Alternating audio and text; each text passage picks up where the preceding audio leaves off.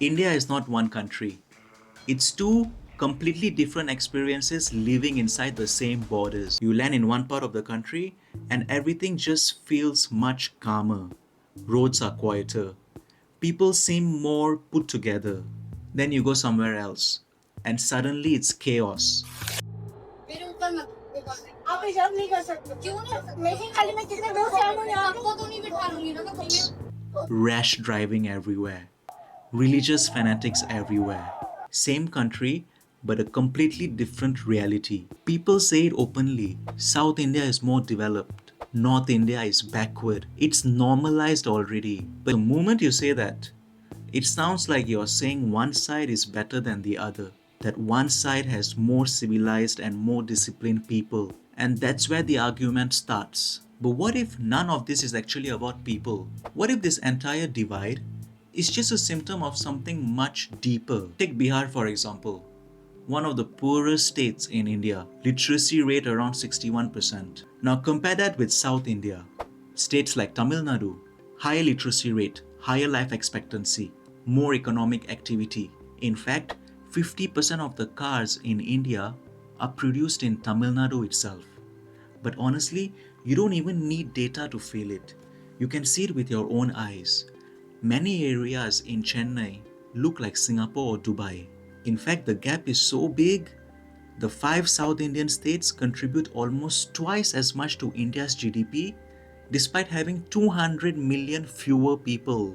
So naturally, a narrative starts forming that South India is much better. But this is also where it gets misleading. Let's start with something simple.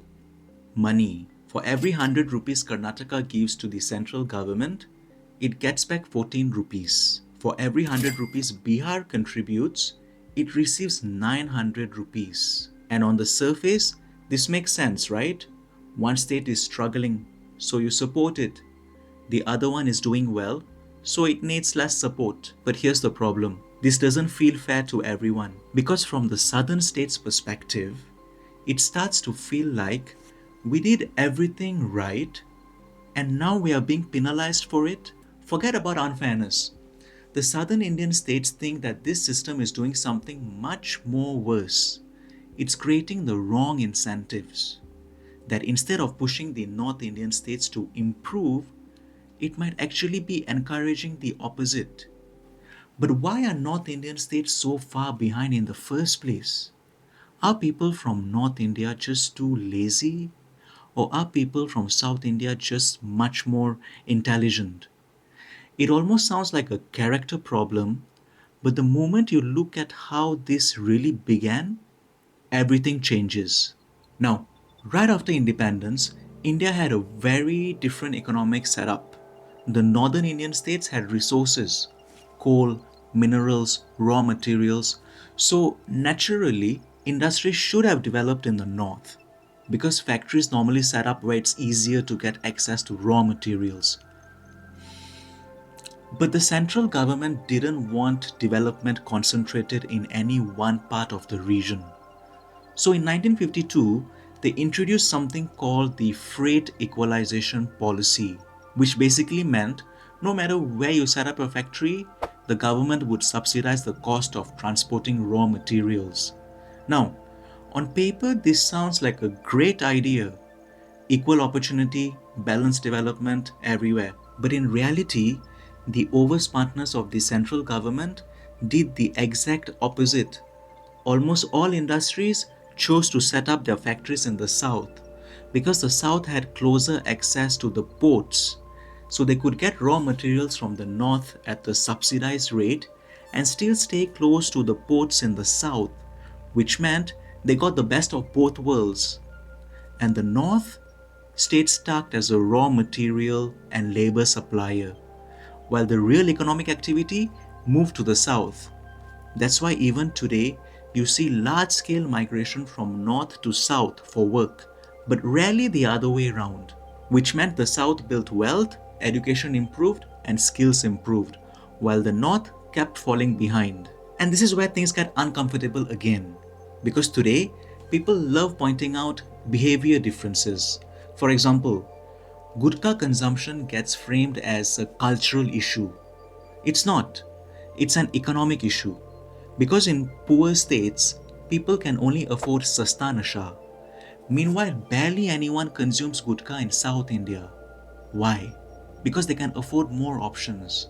In fact, the southern states consume over 50% of India's alcohol despite having 200 million less people. So, yes, the north needs support. But here's where the frustration builds again. Because the way support is structured might be part of the problem. The government decides funding based on factors like income, population, tax collection, forest cover, and area. But income and population carry the most weight, which creates a very awkward situation. The poorer you get, the more you get. The larger your population is, the more you get.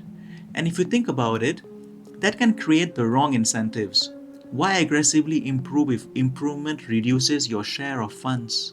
This gets even more complicated with population. In 1976, India was trying to control population growth. States were worried if we reduce our population, we will lose funding later. So the government reassured them. They said they will use the 1971 census data for future allocations. But later things changed. By 2011, southern states had successfully reduced population growth. Their share dropped from 38% to 32%. And when funding decisions were made, newer data started being used, which meant they got smaller share, despite doing exactly what the government had asked them to do. And this doesn't just affect money, it affects power as well. Because now there is something called delimitation, which decides how many MPs each state gets. More population means more representation.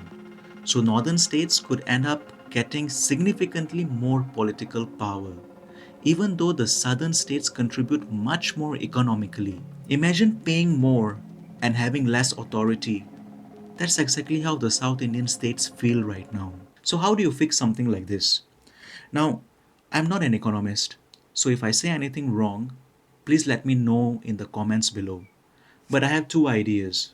One, reward real KPIs. Give more weight to things like tax contribution and population control. Two, make sure allocated funds are tracked. Transparent tracking of the funds will reduce the risk of corruption. Right now, both sides feel like they're losing. The North feels like it's still struggling. The South feels like it's being penalized. And the divide keeps growing. But if you really think about it, the root cause of this entire story is not culture, it's geography. North India was rich in resources. South India had the coast. And in a natural system, that actually balances itself out. The North would produce, and the South would trade factories in one part of the country, ports and exports in the other part of the country. A kind of division of roles that could have developed both regions relatively equally. But that's not what happened. Because the moment the government stepped in and tried to equalize development, it broke the natural flow. So the real question is, was this divide actually created by policy? Or was it something geography had already solved before we interfered? Because India's geography isn't just shaping development, it also shapes behavior. It shapes how cities function, how people move, even how clean a place stays. In many ways, India's geography is its biggest advantage and also its biggest limitation. And once you start looking at India through that lens, a lot of things start to make sense. Even something as simple as civic sense and cleanliness is linked with geography. I've broken that down in another video. You can check that out next.